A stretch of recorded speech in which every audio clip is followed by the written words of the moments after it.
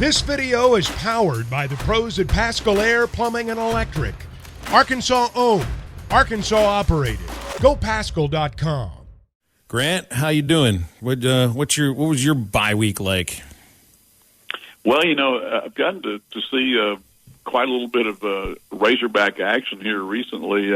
I saw the football practice yesterday, the part that we're allowed to watch, and then the night before, of course, went over there to the Rogers State Arkansas basketball game, and I think that this is going to be one of the more crowd-pleasing teams ever at Arkansas. This is my 70th year, I realize, beginning at age 4 or 5, I think, to see at least one game over there, all the way back to the men's gym, and before Barnhill Arena.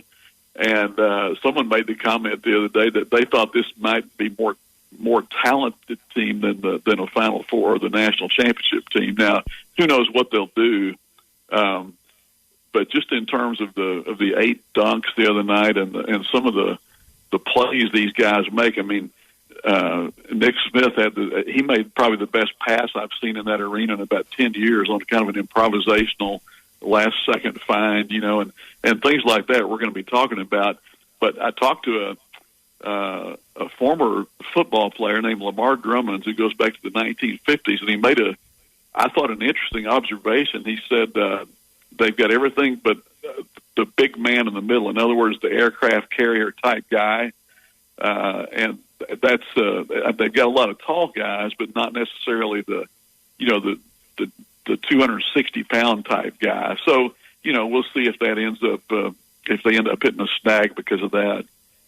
I think you're describing like an enforcer sort, maybe not an enforcer, but like, the 7-footer, 260, like you're saying. Like a Tyler Hansbrough type player, something like that? Yeah. Someone that you're frightened of physically. Yeah, the 6'8", 6'9" power forward that can move a little bit, like a big nasty, like a Corliss Williamson. Yeah, who used to scare the other team to death. He'd make a point to be lifting weights they could see before the game, and that Rogers State had a 270-pound guy, but he wasn't particularly adept, but but I mean, we'll see. I don't think that would disqualify them from. I mean, they've made 2 Final 8s in a row. Really, I think with teams not as talented as this one overall. Well, and the accolades are just piling on for Nick Smith. And recently, he just was named to the Jerry West Award watch list, one of 20 players preseason, being looked at as the top shooting guard in the nation. And I mean, players that come in with a spotlight on their back like that, they're a different breed. They're just a different breed. And it's got to be so difficult to just kind of tune out all the noise from the outside.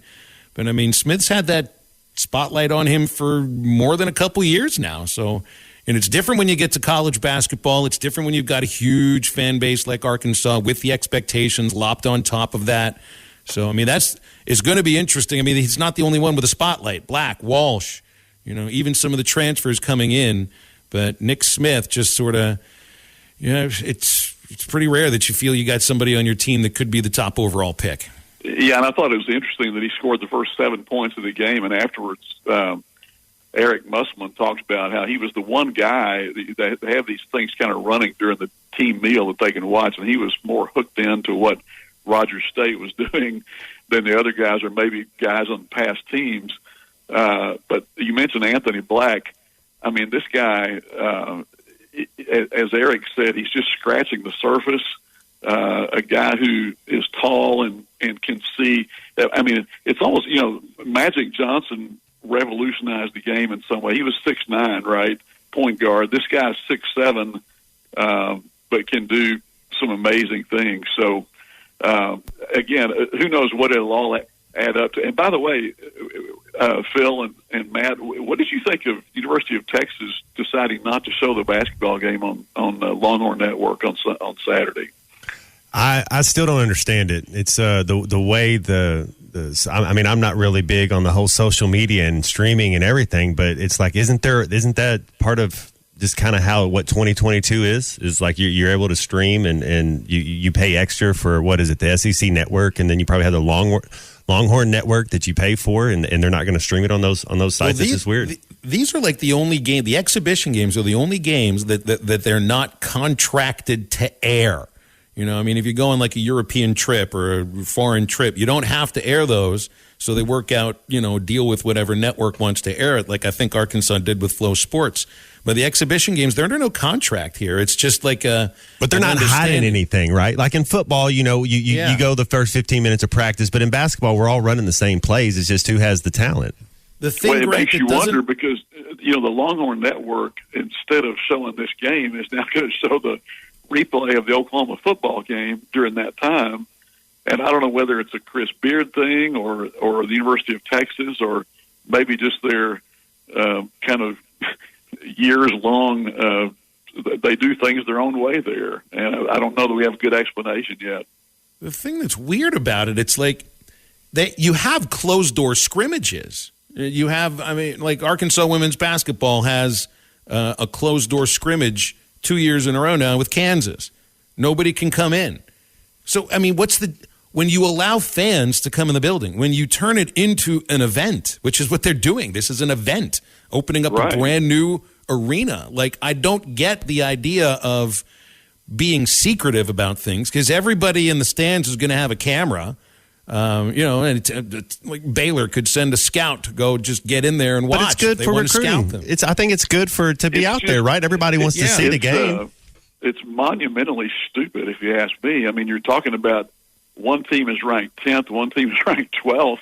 It may be one of the better matchups of the entire season intersectionally. I mean, who knows what they're going to do, but it's just so typical University of Texas to do stuff. Do they play each other in the regular season this year? Is there a Big 12 SEC tournament, or who does Arkansas get? I think they play Oklahoma and Tulsa. Isn't that right, Phil? In December, I think that's they get Oklahoma because that's a previously contracted game. They don't play Baylor this year. I think it's Baylor in the Big 12 tourney or whatever challenge in January. Oh, I see. December 10th, they got Oklahoma. Right, but that's not. They got Baylor. You're right, January 28th. Yeah, Grant, what do you think of this game against Auburn on Saturday? Because you got Arkansas, feels like obviously much more of a rising program and trying to get on another run like they did at the same time last year. Sam Pittman makes a point, though, in order to get on a run, you got to win the one that's right in front of you. And Auburn, I don't know if it's a matter of trying to save Brian Harson's job or anything like that, but this is the game that really would give Auburn an opportunity to maybe advance to a bowl game with or without Harsin as their head coach, and it kind of swings on their ability to beat Arkansas and then find out a way to win a couple games after that. Yeah, I look for a very competitive game. I know Arkansas is favored. Auburn, a lot of people they say, well, their quarterback situation's bad, but this Robbie Ashford, even though he's under 50%, I think completion percentage, can run the football. And if you put that together with Tank Bigsby, who's coming off a big game, we know from the past how good he can be. And they've got some other good players. They've got a tight end with a lot of catches and so forth. So to me, and Phil, if you've ever been to Auburn, and Matt, of course, they do about as good a job as anybody in game presentation. Yes, they do. And if they're in it, the fans can really be a factor there. Arkansas has won several times. I think they've won 4 times. Not that in not that many years. That they've got some big wins there, but not lately. So, and the other thing is, and you probably saw this thing this morning, but I think Harsin is something like 10-1 after a bye week. So yeah, they get a bye week too. Yeah. Yeah. So I think Arkansas will and probably should win the game, but I don't think it's going to be easy. I think there'll be a couple different schemes they'll do on defense. They had a bye week. It's good that you bring that up, and I think it's going to be important for Arkansas to get to a fast start and don't give them any momentum. But I think they will. They'll have a couple different wrinkles that we haven't seen so far this year, and they have some talent. We're going to have to be able to stop the run. Yeah, a lot of people didn't expect Harsin to be coaching this game, I guess. But there was the buyout reduces greatly by a certain time, and I don't know. I mean, they've lost 3 in a row, right? But 2 of those games were fairly close, including the Ole Miss game, I guess, that was weather interrupted. Yeah, I think they can win this game. You're making a great point right there. The coach, he has to be thinking, we're going to win this game. Then they have a chance to beat Western Kentucky. Who else do they beat on their schedule? They get to 6. You think he saves his job if they get to 6? I don't know. I mean, it's hard to predict what those people do there. I mean, they paid Malzahn $21 million, and he had a 67-35 record, which is more than 8 wins per season. And sometimes I think all these places are unrealistic about what coaches can do. But it's kind of like I heard yesterday, guys, that Jimbo right now the Jimbo payoff today would be $86 million. So, wow! I mean, not that they couldn't pay it if they had to.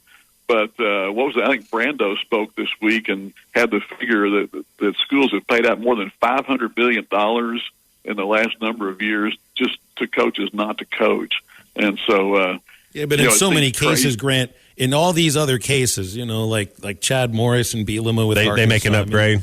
That was what all the other coaches were getting too. I mean, a lot of these buyout clauses were, I don't know if it was identical, but they were similar. This thing with Jimbo, that's a different story, man. The contract he signed is an outlier, and now he's starting to see more. I don't know what Brian Kelly's buyout is, but that's a 10-year deal, right? I mean, you saw Mel Tucker, for crying out loud, get a kind of deal that was sort of similar to Jimbo. You're getting what you deserve with a contract of that length and with a buyout of that size. And did they? And I know, and people say, well, it's just the cost of doing business, but it's also the cost of doing stupid business in many instances, I think. That's kind of what I was saying. How many times when they do that are they upgraded? That's just unreal about Gus Malzahn's record. And we always say this, or I've always said this at Arkansas. If a coach here is averaging 8 wins a season, giving you a little hope, man, he'd coach here for 10 years. Well, that's what Houston was here 10 years, and I think averaged 7.5. Yeah, and we had a couple 10-win seasons. Yeah, making bowl games. I mean, that's successful here, and you can do that here, man. There's a lot of talent there and a lot of money up there. Well, hey, Matt, can I ask you a quick one here, because I heard the other day the late great Paul Eels call on your touchdown pass to Corey Birmingham, and the legend, the myth is that you were over there on the exercise bike and somebody came over and said, Matt, it's time to go. We kind of need you, and you said, I've got this. Is that anywhere near correct? Well, Coach, yeah. So I'd had a play. That was probably, I mean, in all honesty, I did not have a good first half. I went to throw a ball and the ball just slips out of my hand. I had a couple just horrible throws. I couldn't get a whole lot going running the ball either. Just not really playing well. And then Fred Talley breaks that run where he broke like 8 tackles that people don't really talk about as much, but just one of his best runs, 70-yard touchdown run, whatever, breaking. And so it's like, what else am I going to say? Coach Nutt comes over and he's like saying that, and then he's like, well, you ain't done it yet today, son. Like, when's it time? Because it's like, I got it, Coach. He's like, well, yeah, what are you waiting on?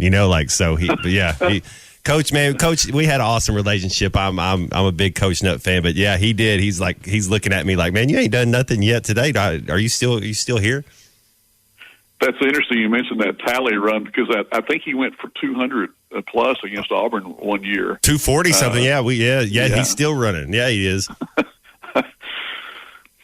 Grant, I need to get your thoughts on the World Series starting Friday. I'm going in all Astros, although I want to see a 7-game series. Houston just is, they just are the best franchise in baseball. Now going on 5-6 years. And look, I mean, everybody can hate on them for cheating in 2017. I don't think they've cheated since. I don't think they've come close to cheating since, and they just keep winning, and I'm rooting for Dusty Baker. But, man, you got to be careful, because the Phillies, like, they're the Ole Miss of Major League Baseball right now. They got into the tournament, they got hot, and they're really good. Yeah, well, I had a spectacular hit and a spectacular miss. I had Philadelphia ever since they beat St. Louis, but I predicted the Yankees, and, of course, they lost in 4 straight. So that's how much I know. But you're right. I mean, I kind of have gone from hating Dusty Baker when he was opposing the Cardinals all those years to really liking him after beating him here. When he was here one time at an Arkansas baseball game a few years ago, and he's never won one. He won one as a player, but not as a manager. But I'm going to stick with the National League to win for the fourth consecutive year. I really like what Harper's doing right now. I think he's in. Well, I mean, golly, what is he hitting for something in postseason with 10 or 11 RBIs, and sometimes a guy like that can carry a team. So I'm going to stick with Philadelphia. Who has? Right. Oh, go ahead. I was going to say, who has the better pitching, Phil and Grant? Who is Philly? Is Houston? You say the better team, and to me, in my mind, because I'm not as sharp, I guess, on the base, it just makes me think better hitters. They're better bats. But what does Philadelphia do so well then that has allowed them to get here? Well, they've got power diffused through the lineup. Yeah, for Phil, one. I'll just because I'm interested in your opinion on this, but I think Wheeler and Nola are tremendous for Philip, but maybe overall, would you say Houston has a better pitching staff? I think Houston's got the deepest pitching staff in baseball, and that goes to the bullpen too. I mean, Ryan Stanek has barely pitched in the postseason. That tells you how good that pitching staff is. And I mean, like Framber Valdez, outstanding. Verlander, Cy Young Award winner. Urquidy has been good this year. I mean, they're a better pitching staff, and they're a really deep lineup too. Plus, I think they get more games at home, which I think will mean something to Houston.